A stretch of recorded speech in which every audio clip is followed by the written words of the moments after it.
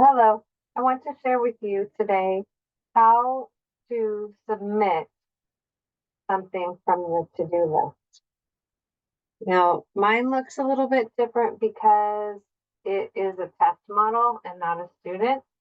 But what you do on your to-do list, this one, is you will have a whole bunch of assignments and you need, and for this purpose, I'm going to look at my assignment that I have here. And I'm going to click on my assignment. And then usually you have a box up here with a star in it and a sprocket.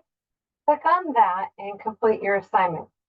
But when you're done with your assignment, what you do is you write your teacher a little note in here, like, hi, uh, hi, Mrs. Johnston. I finished it. Okay.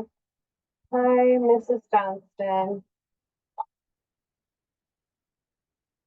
I I finished my work and tell me what you learned from it. I learned, and then tell me what you've learned. Let's say you learned something, read up, and then say your name. Okay. Let's see. I'm going to use Alex,